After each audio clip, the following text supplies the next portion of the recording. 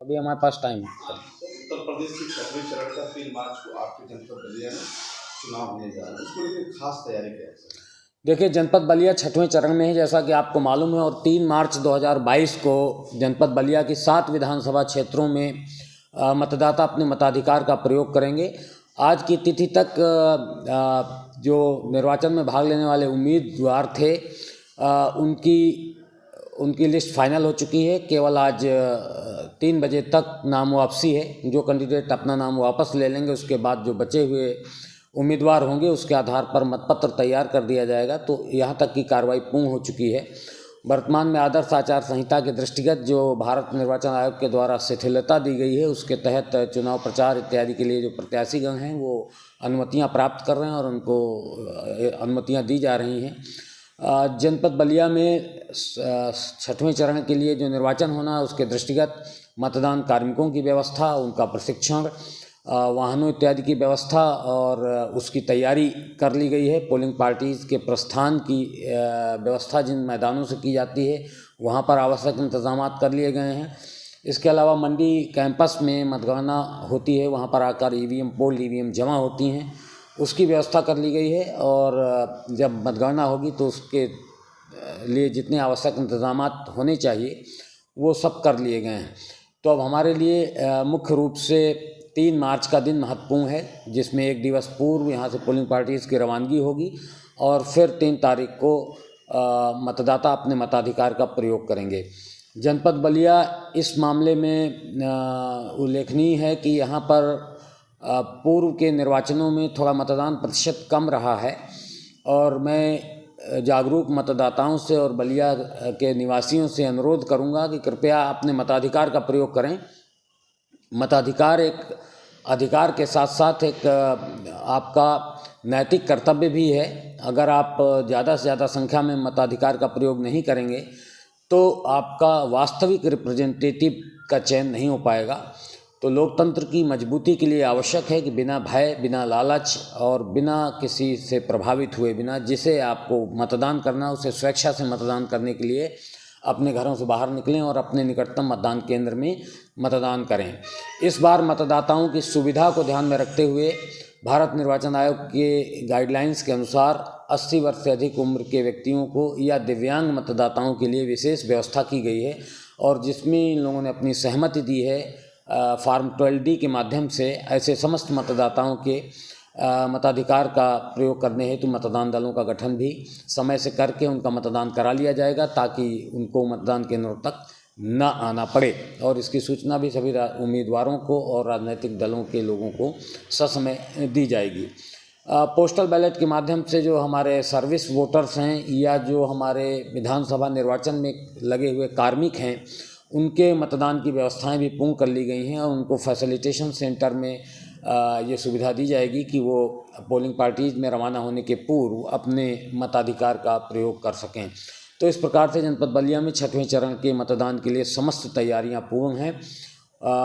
अब ये सारा दारोमदार जनता पर है, जो हमारे मतदाता हैं उन पर है और उनके उत्साह पर है। मुझे पूरा भरोसा है कि जैसे देश की आज़ादी के लिए यहाँ के बुज़ुर्गों ने अपनी कुर्बानी दी है और बढ़ चढ़ कर आगे हिस्सा लिया है देश की आज़ादी के स्वतंत्रता के आंदोलन में, उसी प्रकार से वर्तमान में लोकतंत्र की मजबूती के लिए बढ़ चढ़कर यहाँ के लोग हिस्सा लेंगे और बलिया जनपद को सर्वाधिक मतदान करने वाले जनपदों की कतार में खड़ा करके ये सम्मान हासिल करेंगे। तो एक बार मैं पुनः समस्त जागरूक मतदाताओं का आह्वान करता हूं कि कृपया आइए और लोकतंत्र की मजबूती के लिए सुचितापूर्ण तरीके से अपने निकटतम मतदान केंद्र में न केवल मतदान करिए, वरन ऐसे लोग जो मतदान करने के प्रति सचेत नहीं हैं या निष्क्रिय हैं, उन्हें सक्रिय बनाइए। बुलावा टोली के माध्यम से या गांव में घर घर जाकर उन्हें जागरूक करते हुए मतदान केंद्र पर लाने की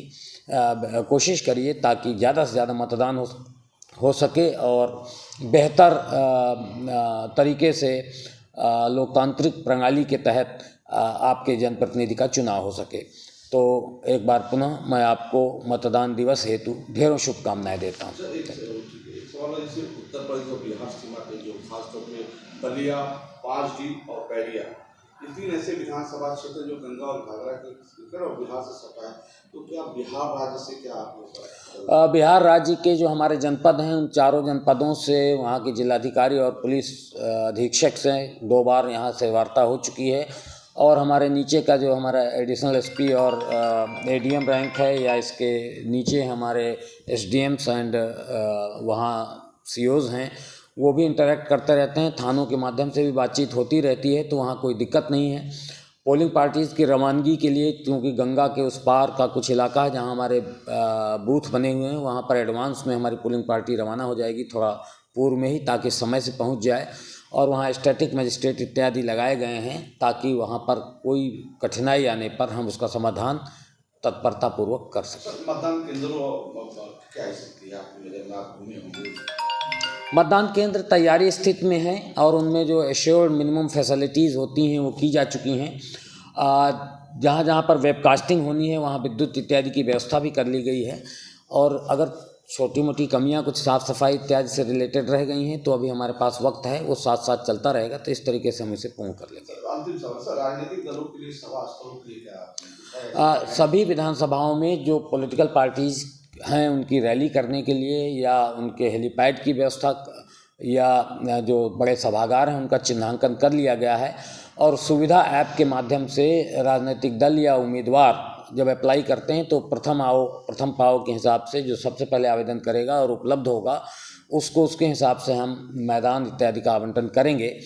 तो अब चूँकि 6वें चरण में है तो अब यहाँ पर निर्वाचन में तेज़ी आएगी, तो इस आशय की समस्त जानकारी सभी राजनीतिक दलों के लोगों को और उम्मीदवारों को भी दी जा चुकी है कि आपको किस प्रकार से अप्लाई करके और पूर्वानुमति प्राप्त कर लेनी है। और कोविड गाइडलाइंस का पालन करते हुए जो भारत निर्वाचन आयोग के दिशा निर्देश हैं उनके अनुरूप ही जनसभाओं का या चुनाव प्रचार के अन्य माध्यमों का इस्तेमाल आपको करना है। संसाधन क्या है जो निर्वाचन में जो संसाधन आपकी तरफ से निर्वाचन के लिए जो मटेरियल का प्रोक्योरमेंट होता है वो ऑलरेडी हमारे यहाँ किया जा चुका है। मटेरियल सफिशिएंट सप्लाई भी आ चुकी है, मतदान सामग्री की तैयारी हो चुकी है वितरण की, तो किसी प्रकार की कोई संसाधनों की कमी नहीं।